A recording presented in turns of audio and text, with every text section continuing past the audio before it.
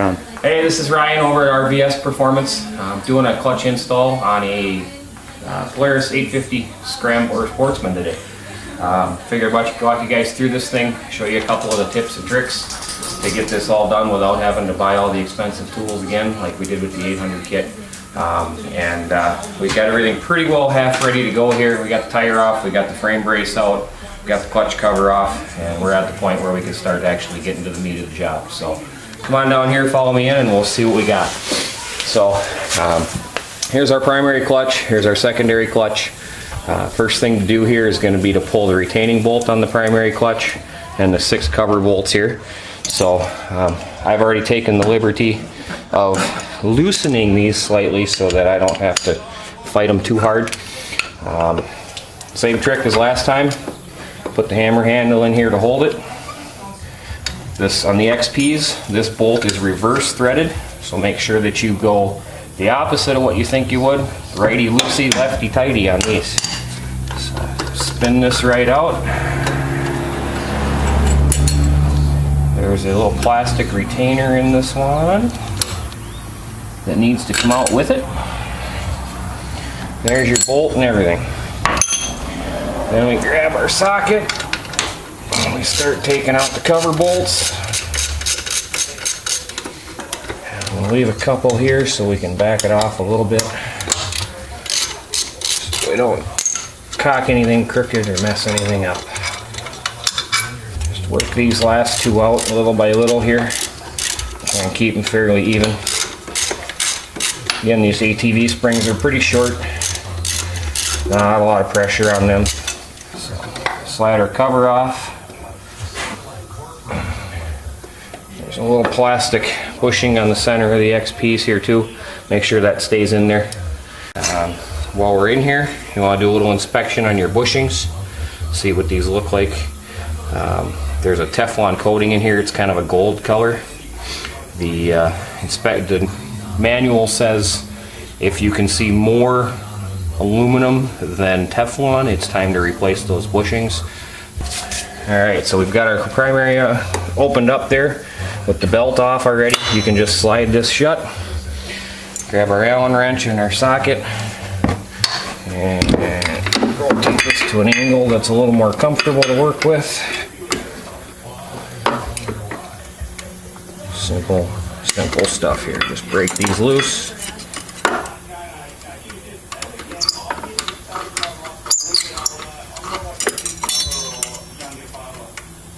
So it's kind of pinching my finger.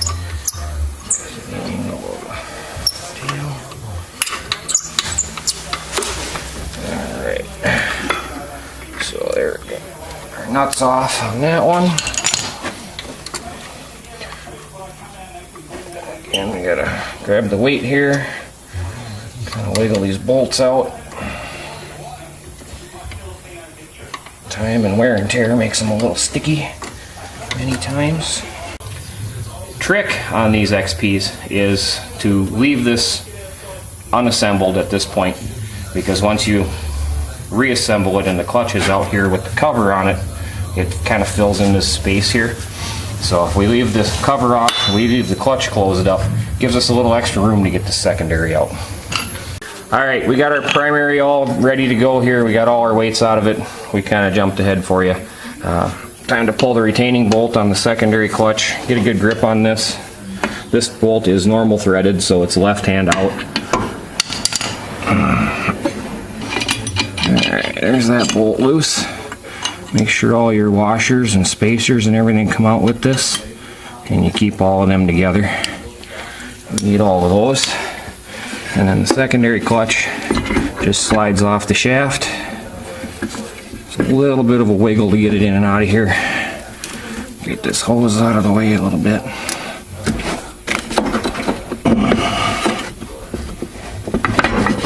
Come on.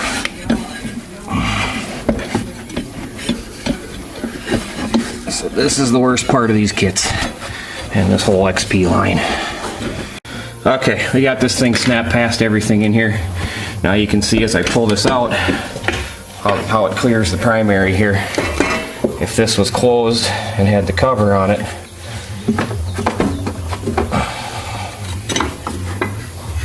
this way.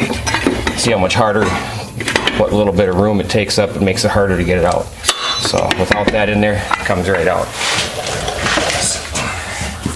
There's our secondary clutch. This tools everybody talks about all the time that they always buy for $100 from someplace. We made this for about $4. Bought a piece of 1/2-inch threaded rod. Bought 3 1/2-inch nuts to go with it. A little assortment of washers and stuff, just so you have some options for different choices of machines. Pretty simple. Double nut this so that it doesn't spin on you. Throw a washer on it. Just lock this in your vise. Now you slide the clutch right over the top. Just like that. Find the proper size washer to hold over it. Spinner nut down on it.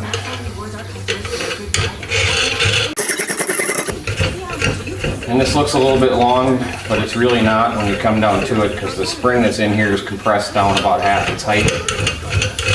So you need to leave yourself enough room to be able to back this off and get it started. This one's... And this just has to go down finger tight. You don't have to get crazy with it. G25 these are. That's 27.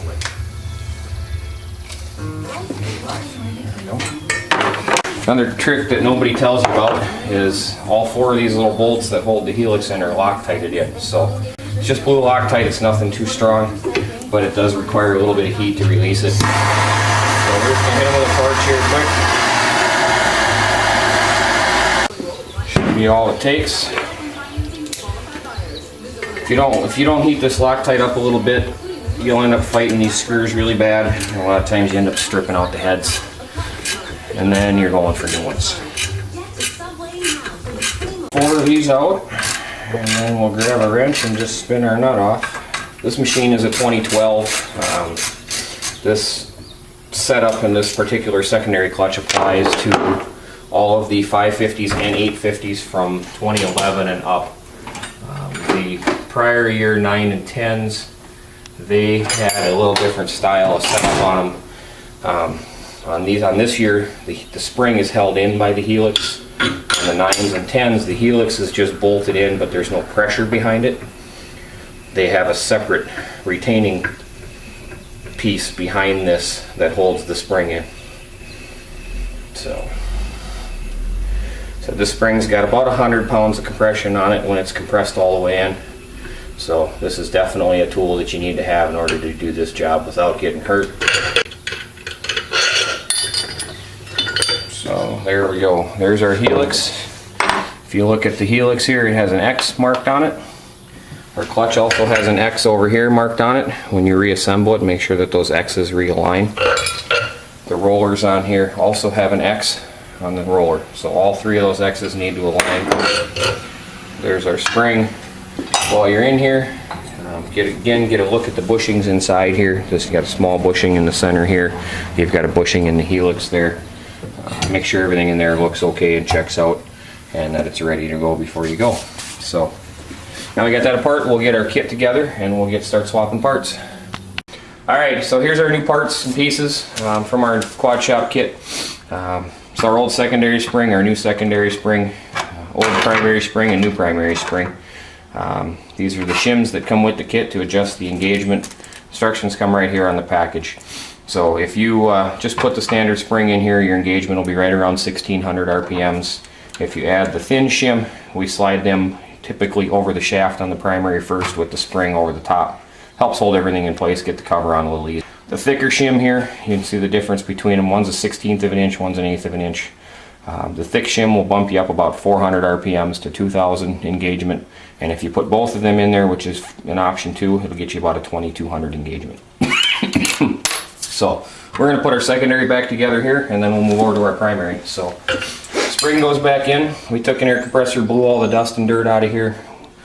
Got that all cleaned up. Again, line up your X with your X on everything here. Make sure this one's got an X on the other side too. After we spun it all around.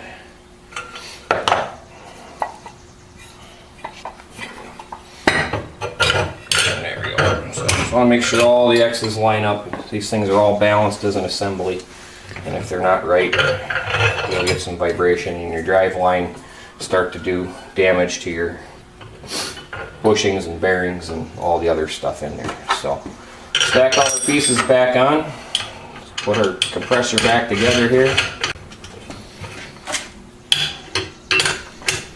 For those of you who want to get a little more technical with your clutch compressor tool, one thing you could do is, instead of doing the double nut, you could put a piece of angle iron with a hole on it and nut that to it. Then you could clamp the angle iron into your vise. I've seen a lot of guys also take and just weld a little stem of metal onto this nut so they don't need to grab a wrench. Either way works. I'm just trying to show you guys the most inexpensive option, which works just as well either way. So compressing this all down, everything's going in its spot here. Make sure that the roller goes down and grabs its splines. Careful not to pinch your fingers while you go. If you get any resistance or any fight on this thing, stop and back it off. Make sure that everything's going together correctly, because you don't want to have any issues with bound up parts or screwed up stuff. So, alright. So, we're back in business here. Our parts are lined up. We'll take our bolts here, throw another little fresh dab of Loctite on them, put them back in their holes here.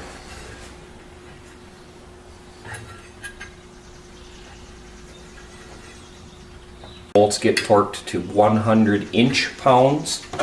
Do not confuse that with foot-pounds, or you will have a bunch of broken bolts and a bunch of pieces to try to extract, and more than likely you'll be buying a new clutch. Okay, we got all 4 of our bolts back in here. Take our secondary back off. There we go. There's our secondary all reassembled. We got a couple of spacer washers that came off the shaft with it. We're going to put these back in. So, let's trade spots, get down here. So, alright. So, we get this in here. Again, we left this primary unassembled, so we have the extra room to slide this in. Get this up in the hole here. Kind of fight against the snorkel tube a little bit. There you go. Just gotta get it up on the shaft here, and it'll pop into its hole. There we go. Just like that. So, slide that in there, spin it a little bit so it gets on its splines. We're good to go. Make sure these couple little washers that came out with it, this machine has 3 of them on here. Those are your adjustments for your spacing for where the clutch alignment goes. Put this back in here, make sure that big one gets in the center. Right now I'm just going to spin this down hand tight. We'll come back here, we'll torque this bolt to 38 foot-pounds is the spec on that one. Okay, so we're at the point here where we're going to start putting our primary clutch back together. Pretty simple setup here. You guys already saw us pull the weights out. You just slide your new weight in here and slide your weight pin back in the hole. A little jiggle and a little angle here, and here all the holes line up and in they go. Set the other ones down, drop a few parts. There we go. So kind of get in and hold the weight from one side and slide the weight pin in from the other. There we go. Hold the weight pin in there, get the nut on.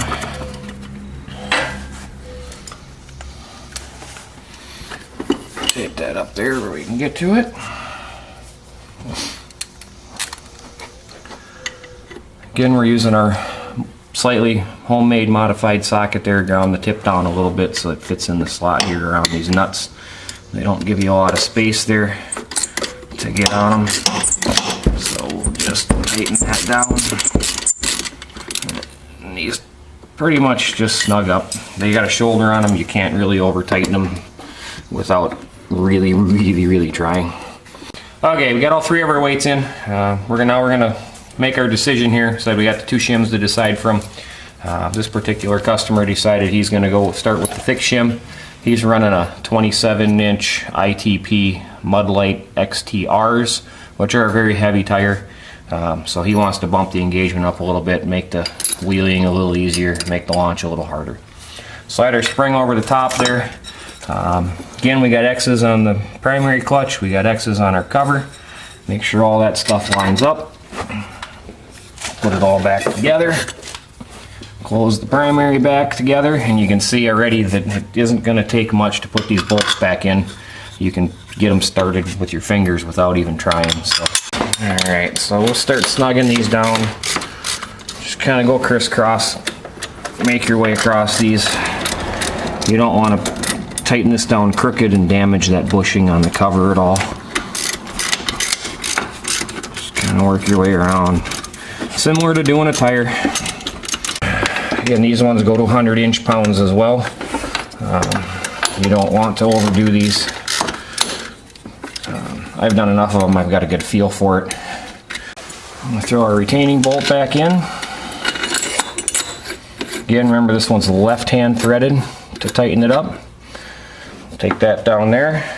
Again, what we'll do here, we'll use our hammer, slide that in here to hold the primary clutch. We'll get our torque wrench out, we'll torque all that, and put our belt and our cover and our tire and our brace back on. We'll be all done. So hopefully this helped you guys get through this job. Much easier than most people think it is, much less time consuming. First time through it, it'll probably take you about an hour, hour and a half to do it. For someone who's done plenty of them, realistically half hour, 45 minutes, you can get in and out of these things and be done with it. So thanks for watching, thanks for supporting our business and helping us do our thing. Check out our website at rvsperformance.com. Give us a call at 651-500-0657.